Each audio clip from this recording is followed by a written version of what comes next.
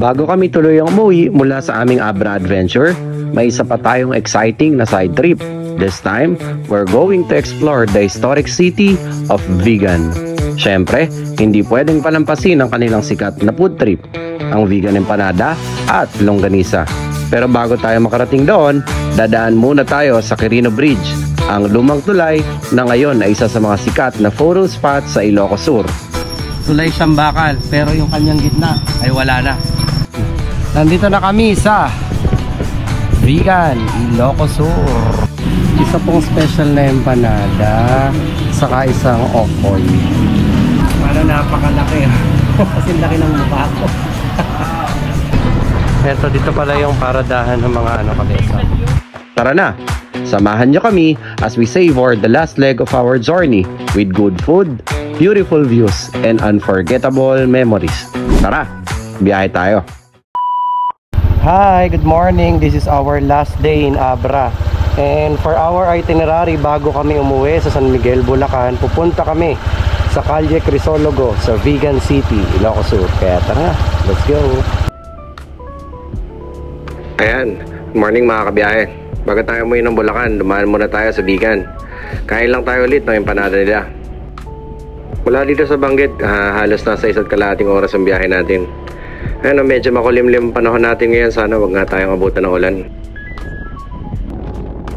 Kaya pala dadaan muna kami sa may pasalubong center sa Tangadan Tunnel. Bibili lang kami ng ref magnet, dagdag natin sa collection natin. Tingnan din natin kung makakain tayo ito ng merienda saglit. Grabe, ang sarap mag-rides dito. Puro puno ang paligid.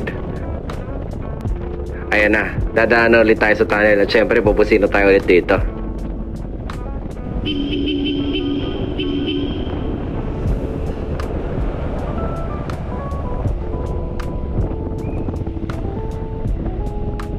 Ito na pala yung pasalubong center. Hinto muna tayo saglit.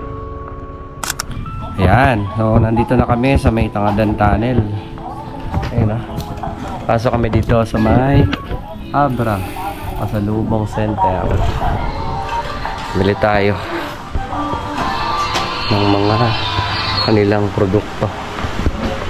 Ayan, rep magnet, keychain, damit, mga pagkain. Ayan, nakabili na kami ng ref magnet, saka love, ano hawak mo? Pocari and Yakult. Inladit, ano ba Inladit? Inladit. Ano kaya ito? Alam niyo ba yan? Inladit bites? Hindi ako gawaan. Nakatambay lang kami dito sa may Abra pasalubong center. Bumili kami ng ayan, ref magnets, saka merienda lang. Ayan, chicken isaw. Mana?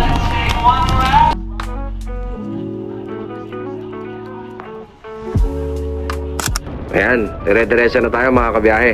Tapos daan muna tayo dun sa may lumang Quirino Bridge. Silipin lang natin kung ano itsura nun.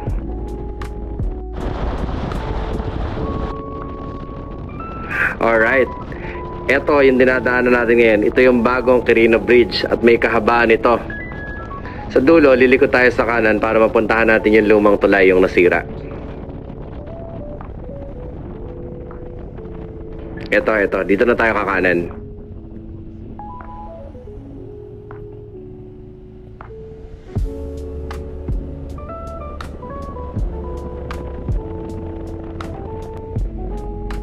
At ayun na nga, nakikita ko na yung lumang tulay.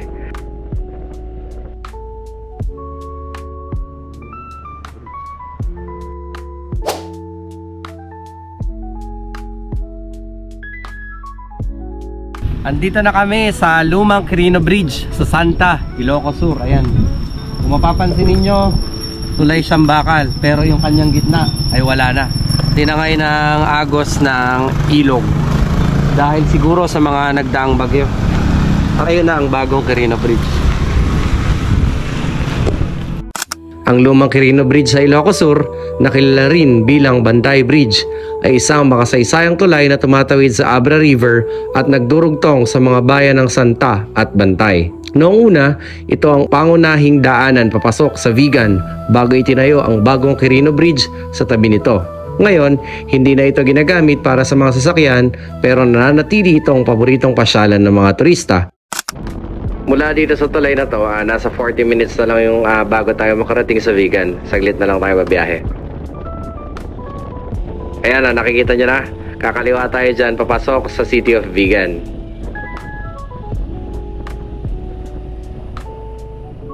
Welcome to Vigan.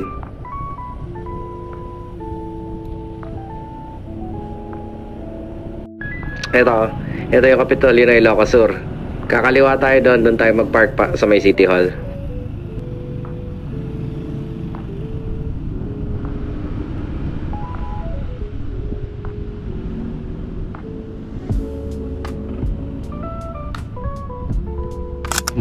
Nandito na kami sa Vigan, Ilocos Sur. Ito ang kanilang City Hall. Dito na kami sa Vigan City.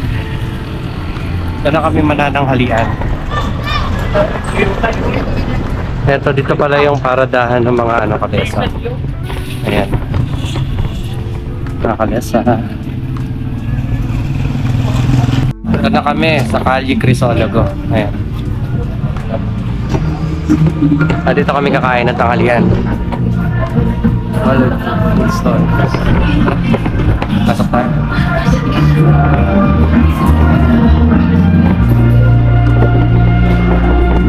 Ayan, manananghalian na tayo. Bagnet, Ilocos Bagnet at Vigan Longganisa or Ilocos Longganisa. Okay, so tapos na kaming mag-lunch dito sa Calle Crisologo. Doon kami kumain sa Olabi. Ngayon naman ay titikman namin ang Vigan Empanada. Dito na kami sa aming kakainan ng empanada at okoy. Ayan. Nasaan?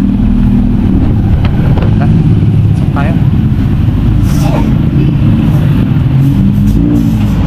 Isa pong special na empanada saka isang okoy.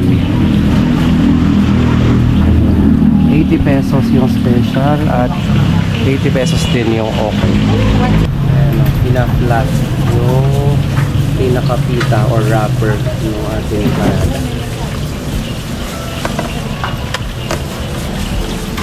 Tapos ay talagyan na siya ng laman. At pansin ba natin? Ito na, ang pinag-prada.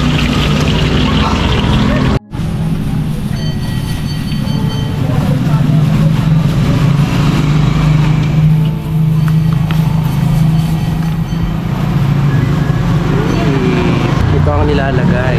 Papaya, meat, longganisa, saka itlog. Tapos ipiprito na.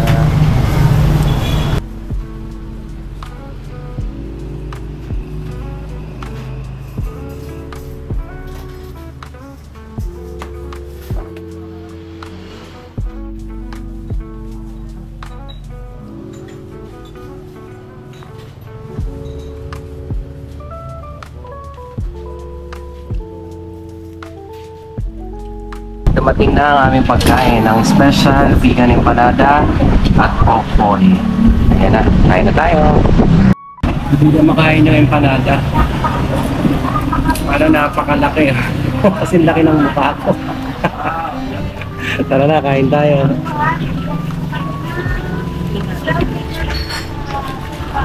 Tikman natin. Ang dami din ng okoy, oh. Grabe.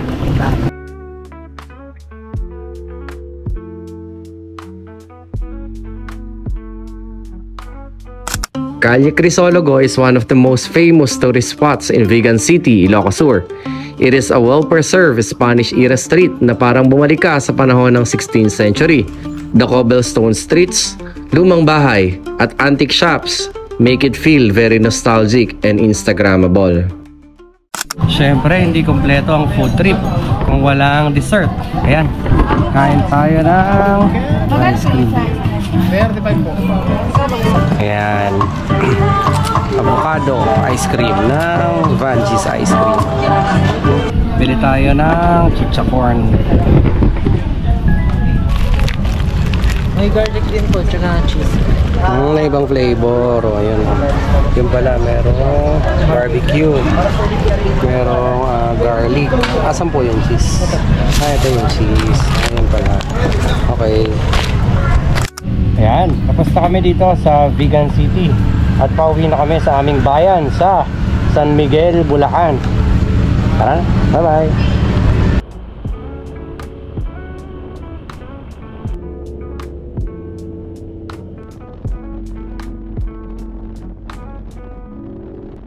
At dito na nagtatapos ang ating Abra to Vegan journey mula sa ganda ng mga burol at talon ng Abra hanggang sa sarap ng vegan empanada at longganisa at ang iconic na Quirino Bridge. Bawat lugar may kwento, bawat moment sulit. Pinapaalala sa atin ang trip na ito na hindi lang natural wonders ang meron sa Pilipinas, kundi pati kasaysayan, kultura at tradisyon. Salamat sa pagsama sa amin sa adventure na ito. Hanggang sa susunod na biyahe, let's keep exploring, discovering, and creating memories together.